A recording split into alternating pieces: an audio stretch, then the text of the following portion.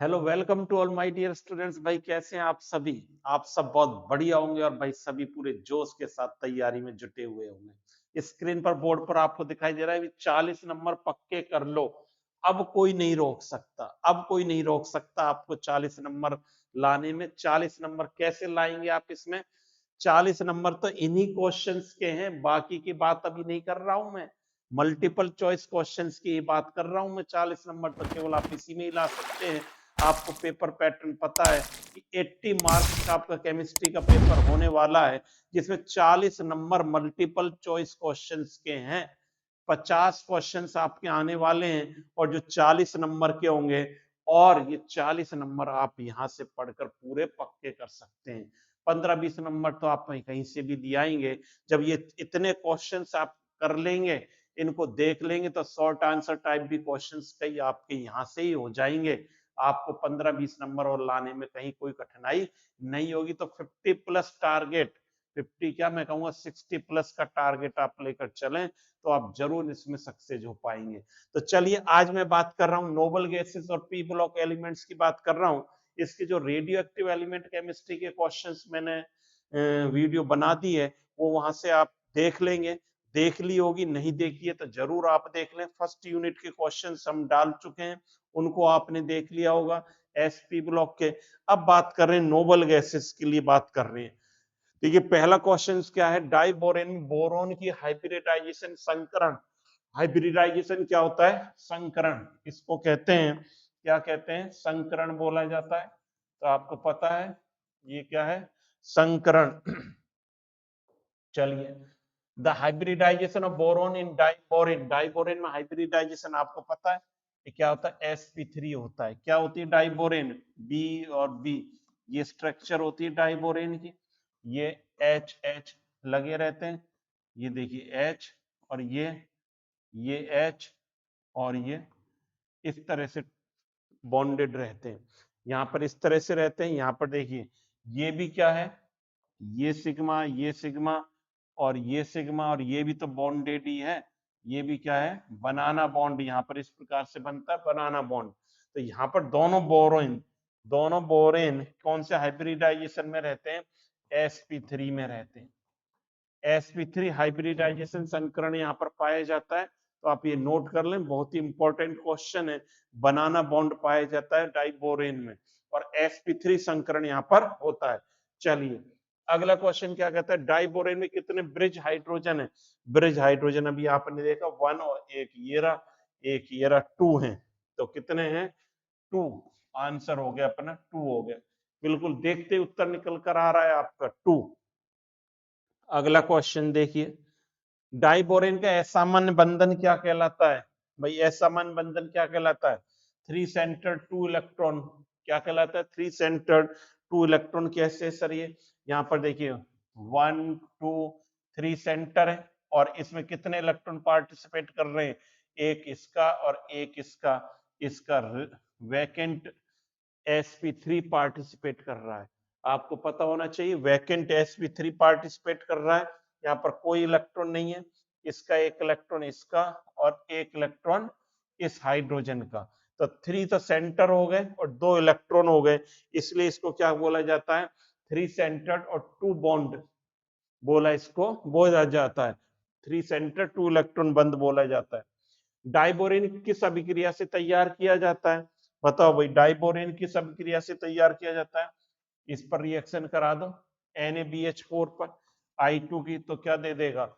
B2S6 plus 2NaI plus H2, ये देता है। तो ये रिएक्शन हो गई। सोडियम बोरोहाइड्राइड पर आयोडीन की रिएक्शन करा देना, डाइबोरेन बन जाएगा। चलिए, हायर बोरेन का सामान्य, हायर बोरेन दो होते हैं। देखो अपने जो है BnHn प्लस 4 और BnHn प्लस 6, ये नीडो, और ये क्या है? अर्कीनो। नीडो और अर्कीनो कहलाते हैं। चलिए, डाइबोरेन का शेप कैसे होता है? अभी बताया था, ब्रिज का हाइड्रोजन प्रेजेंट रहते हैं। तो इसका शेप जो रहता है कैसा रहता है? ब्रिज हाइड्रोजन इसमें प्रेजेंट है, ब्रिज युक्त रहता है। नोट कर लें। डाइबोरेन की पानी से अभिक्रिया कर क्या बनेगा? बोरिक एसिड बनेगा। क्या बनेगा? बोरिक एसिड बनता है। कैसे? B2S6 प्लस H2O और क्या देगा ये H3BO3 H3BO3 दे देता है। ऑर्थोबोरिक एसिड भी बोला जाता है इसको, और क्या बोलते हैं ऑर्थोबोरिक एसिड। अरे कहां जा रहा है भाई, ऑर्थोबोरिक एसिड इस तरह से भी बोला जाता है, बोरिक एसिड कह दे या ऑर्थोबोरिक एसिड कह दे एक ही बात है। तो ये जब वाटर के साथ रिएक्ट करेगा तो इस प्रकार से रिएक्शन होगी। चलिए नेक्स्ट क्वेश्चन, डाइबोरेन एक यौगिक है। डाइबोरेन भाई कैसा यौगिक है, सब जानते हैं बच्चा बच्चा, सहसंयोजक यौगिक है। कैसा यौगिक है, सहसंयोजक यौगिक है।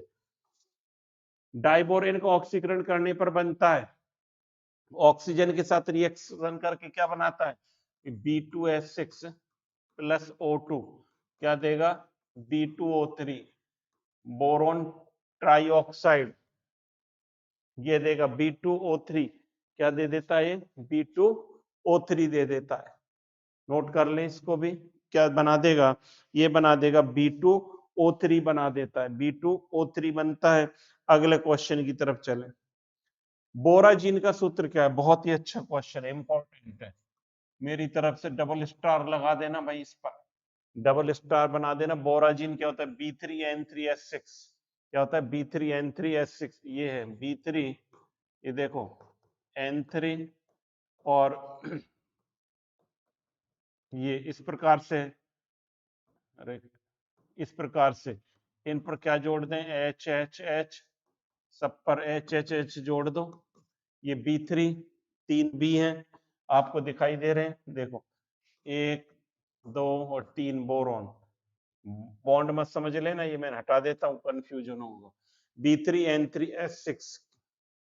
चलिए बोराजिन को कहा जाता है इनऑर्गेनिक बेंजीन भी बोला जाता है, और इसको हम क्या बोलते हैं इनऑर्गेनिक बेंजीन, इसको इनऑर्गेनिक बेंजीन भी बोला जाता है। तो इसको भी आप नोट करेंगे, अच्छा प्रश्न है इनऑर्गेनिक बेंजीन।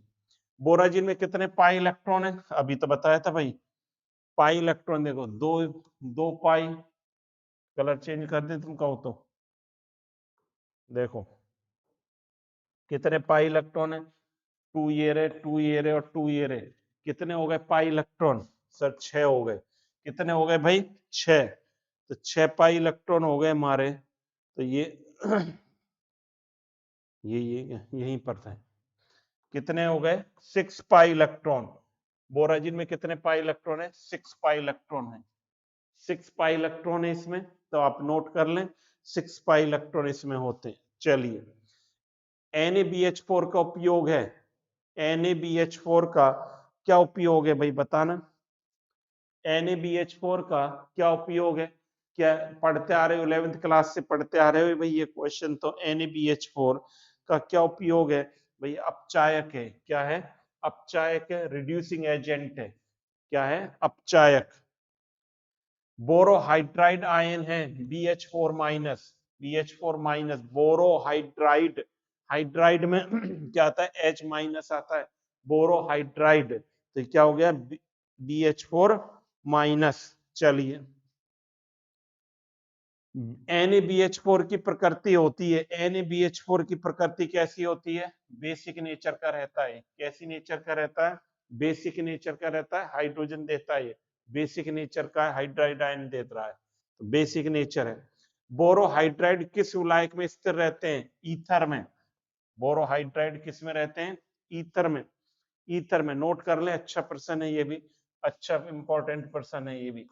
बोरोहाइड्राइड किस विलायक में स्थिर रहते हैं, ये ईथर में स्थिर रहते हैं, इसको भी नोट करते लें, साथ ही साथ नोट कर लें। नेक्स्ट क्वेश्चन, अब देखिए शेप ऑफ बोराजीन, बोराजीन का आकार कैसा होता है, अभी तो बताया था बोराजीन का आकार कैसा होता है, बनाया था बेंजीन जैसा होता है, हेक्सागोनल प्लेनर, षटकोणीय, समतलीय षटकोणीय, हिंदी वाले लिख लेना, समतलीय, समतलीय और षटकोणीय। देखो फोन आ रहा है अभी, 1 मिनट।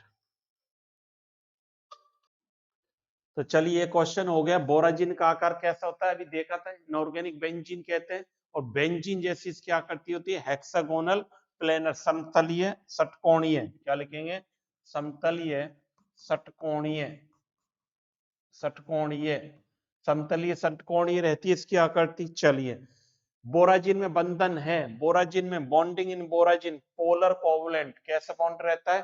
पोलर कोवलेंट बॉन्ड रहता है। ध्यान रखना, प्योर, कंफ्यूज करने के लिए प्योर कोवलेंट भी लिखा हुआ है, ये नहीं है भाई।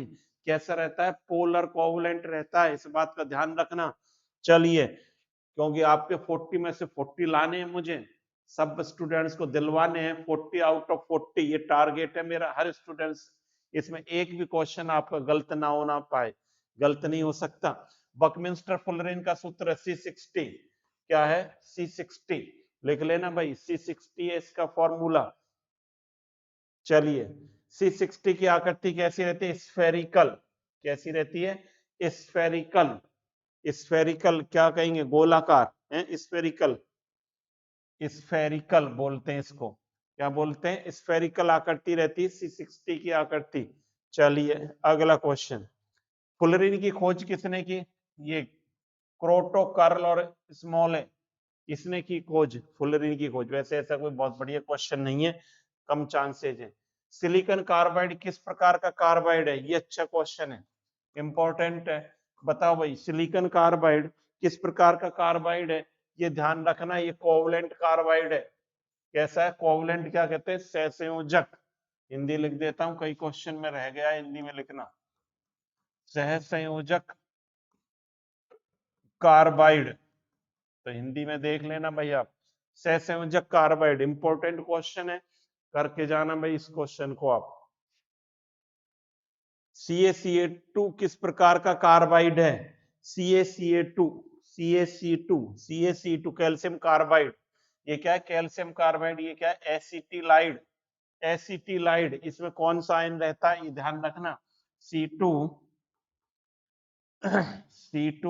-2 आयन रहता है इसमें, एसिटिलाइड है ये। क्या है? एसिटिलाइड।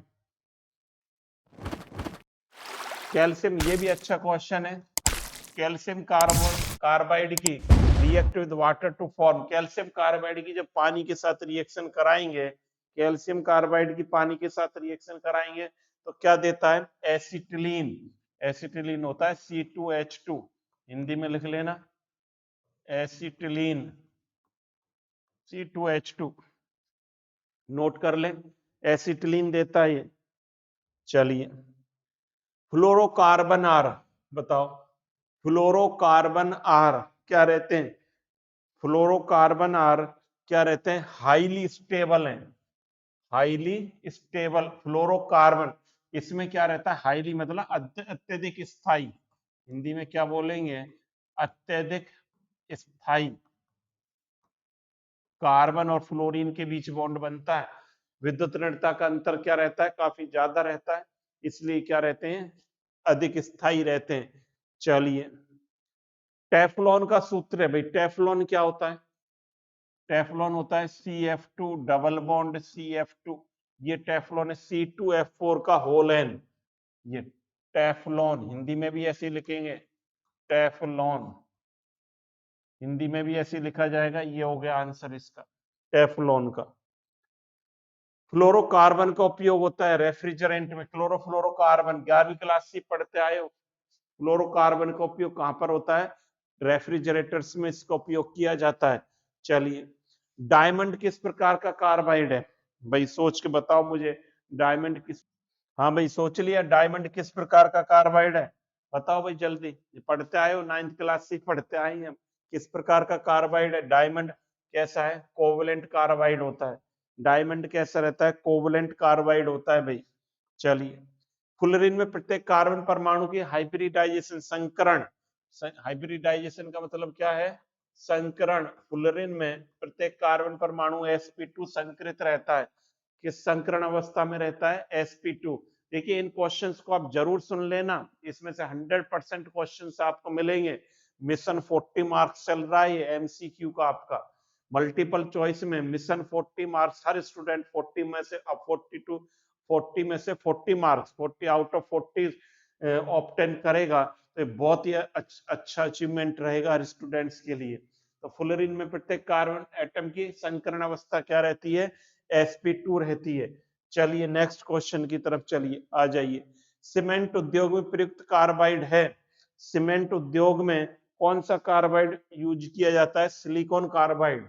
ये रहा, ये इसका यूज किया जाता है SiC। सीमेंट उद्योग में कौन सा कार्बाइड? SiC।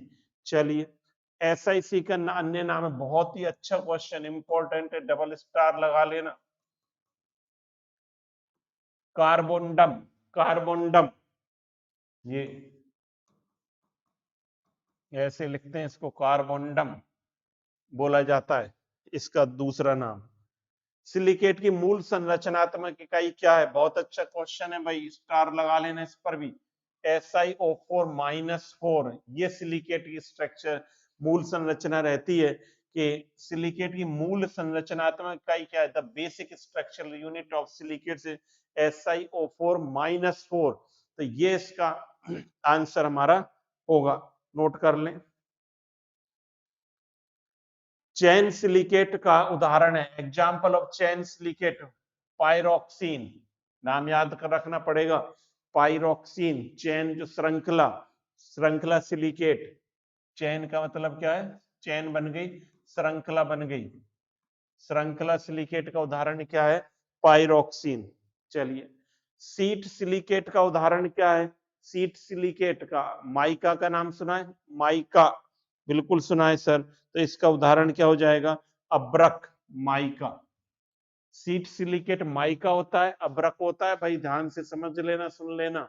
और चैन सिलिकेट पायरोक्सिन का उदाहरण है। SiC का कार्बोंडम है अगला नाम, और कैसा है? कोवलेंट कार्बाइड था ये। टेट्रा सल्फर, टेट्रा नाइट्राइड का सूत्र है, हिंदी में लिखूं क्या? लिख दो सर।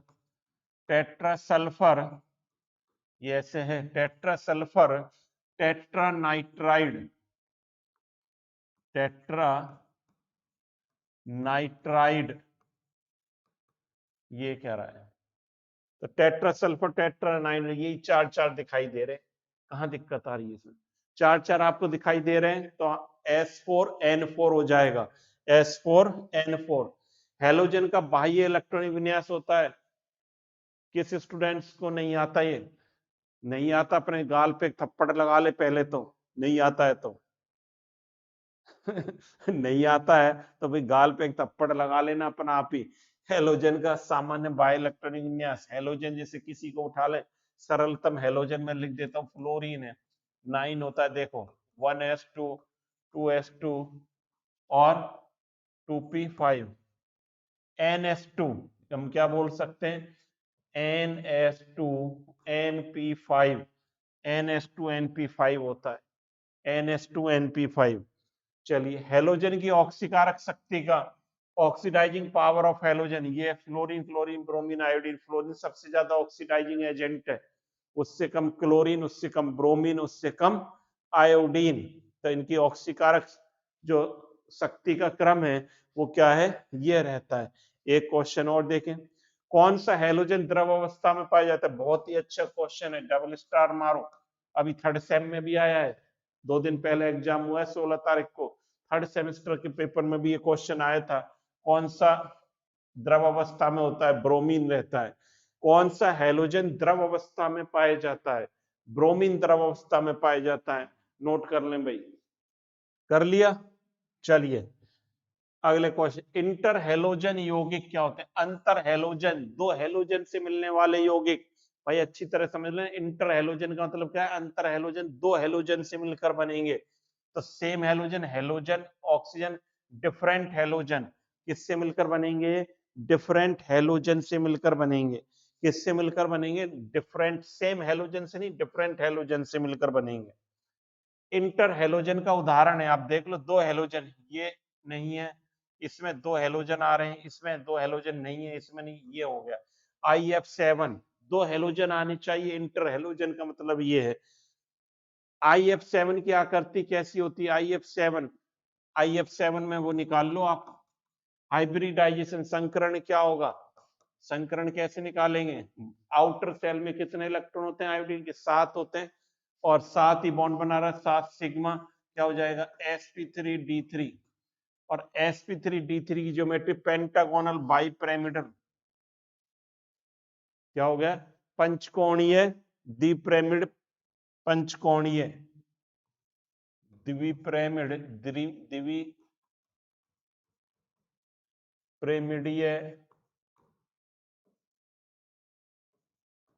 पंचकोणीय, ये होती है पेंटागोनल बाइपिरामिडल। चलिए, सबसे अधिक स्थिर inter halogen, most stable inter halogen compound, most stable inter halogen compound बताना भाई कौन सा है। मोस्ट, देखो भाई चेक करो इसको, इंटर हेलोजन ये ICl, BrF3, IF सभी इंटर हेलोजन है भाई ये।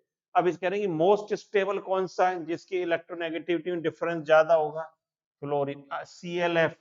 क्या आंसर हो जाएगा हमारा, डी आंसर हो जाएगा। सबसे अधिक स्थिर इंटर हेलोजन कौन सा है, डी।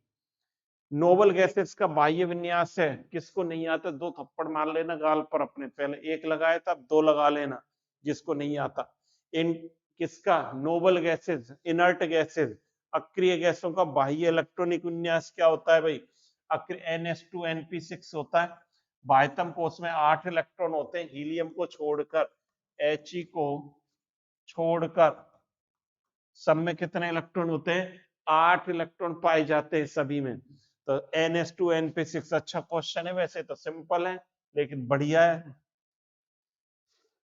नोबल गैसेस सबसे अधिक अभिक्रियाशील है, जेनॉन, ये ध्यान रखना, Xc होता है सबसे ज्यादा क्रियाशील है, बड़ा साइज होता है, एटॉमिक रेडियस इसका सबसे ज्यादा है, तो सबसे ज्यादा क्रियाशील है, नोट कर लें। चलिए, XCF2 में जेनॉन की ऑक्सीडेशन स्टेट क्या है, बताना भाई। XCF2 में जेनॉन की ऑक्सीडेशन स्टेट, जेनॉन XCF2 +2 ही तारा है, कैसे निकालते हैं, XCF2 है तो x + 2 - 1 = 0, x बराबर +2 आ गया भाई, तो +2, x बराबर क्या आ गया, +2 आ गया, x बराबर क्या आ गया, +2 आ गया, नोट कर लो, x बराबर आ गया +2।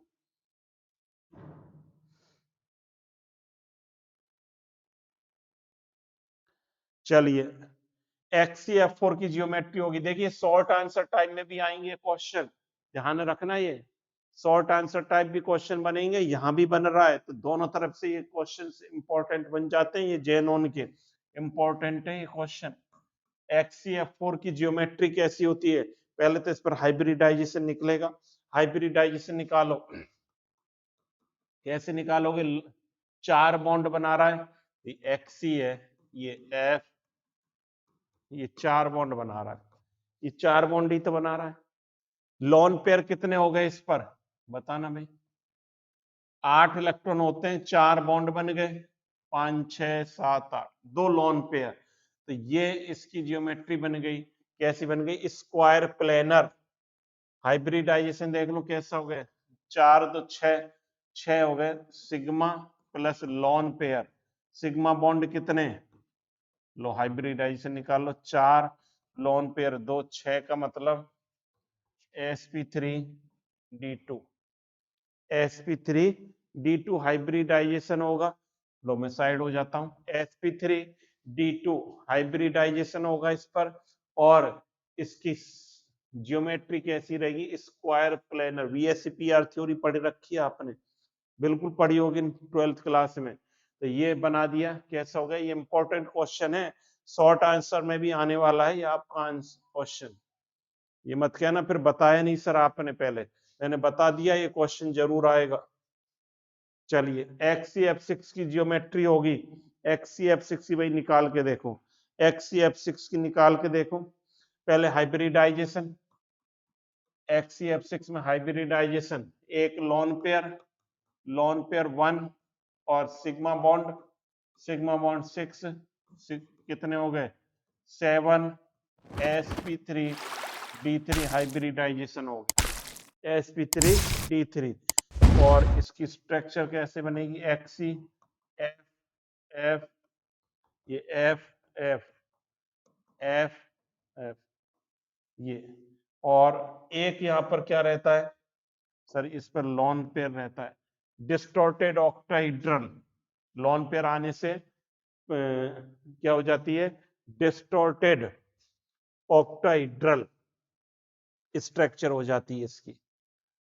विकृत अष्टफलकीय, क्या कहेंगे, विकृत अष्टफलकीय, हिंदी में लिखना चाहे तो विकृत अष्टफलकीय ये बन जाता है, नोट कर लो। चलो इनको बना लो, इसको बना लें आप भाई फटाफट। बना लिया भाई, बना लिया। तो चलिए नेक्स्ट क्वेश्चन, XCF4 में हाइब्रिडाइजेशन बताना भाई। संकरण, संकरण बताओ XCF4 में, अभी तो बताया था XCF4 है, संकरण बताओ। इसमें 8 इलेक्ट्रॉन होते हैं आउटर सेल में, 4 बॉन्डिंग का, लॉन पेयर कितने बच गए, 2 बच गए। तो सिग्मा बॉन्ड आ रहे हैं 4, 4 + 2 6, अभी बताया भी था सर। sp3d2 क्या हो गया, sp3d2 देख लो, ये होगा sp3d2।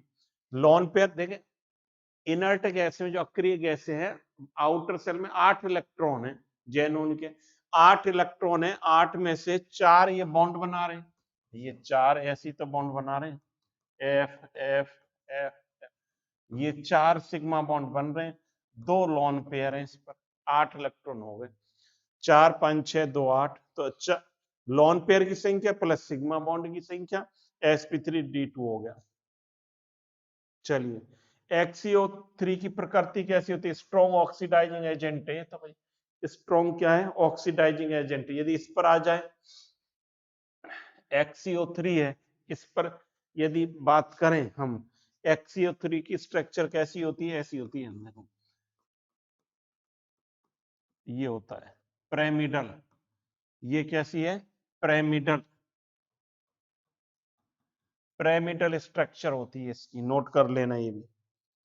XCF2 की जियोमेट्री लीनियर, ये सब जानते हैं। XCF2 कैसा होता है, लीनियर होता है। सर ये कैसे लीनियर, देखो ये कैसे, XCF2 लॉन पेयर इस पर कितने हो गए, lone pair plus sigma bond हम लिख रहे हैं, lone pair 2 sigma bond, lone pair कितने हो गए 3, 6 हो गए ना, 3 2 5, 5 हो, 5 का मतलब sp3d, sp3d हो जाएगा, sp3d होना चाहिए, लिख लें।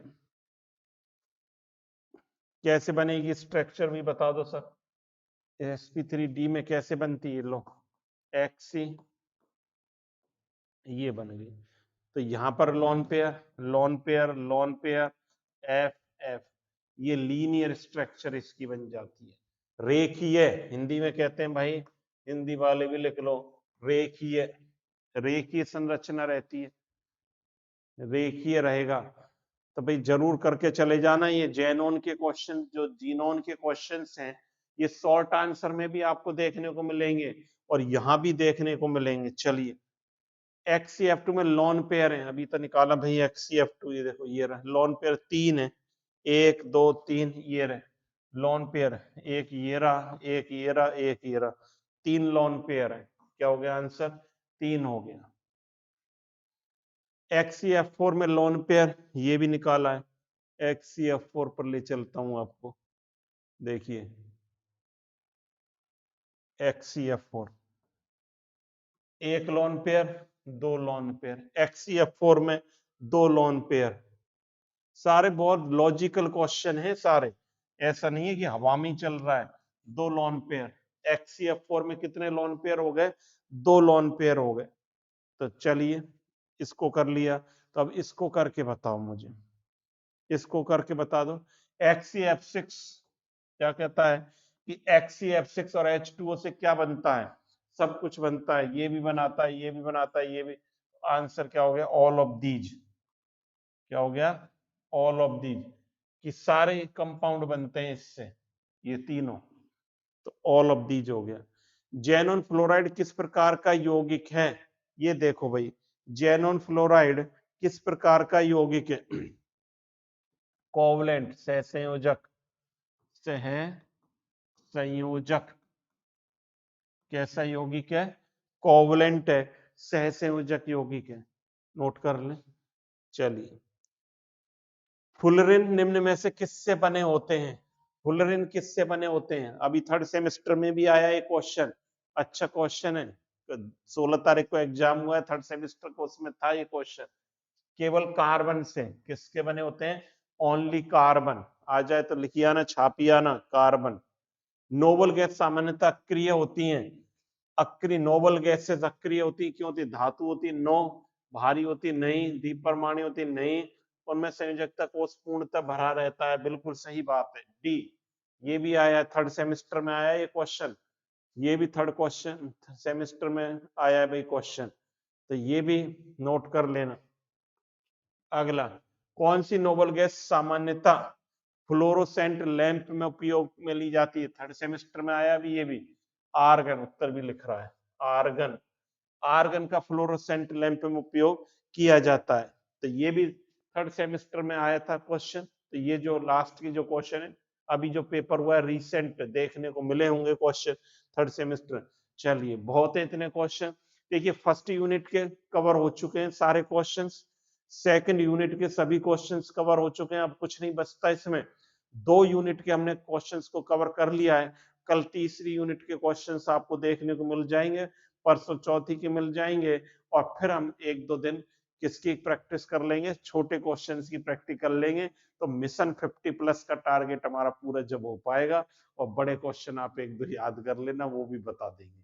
तो इस प्रकार से थैंक यू स्टूडेंट्स, लगातार इनको देखते रहें, और मिशन 50+ को पूरा अब आपको करना है। अच्छे मार्क्स लाने, अच्छे मार्क्स जब आएंगे जब हम MCQ को पूरा करेंगे, देखेंगे, ज्यादा से ज्यादा स्टूडेंट्स को शेयर करेंगे। Thank you.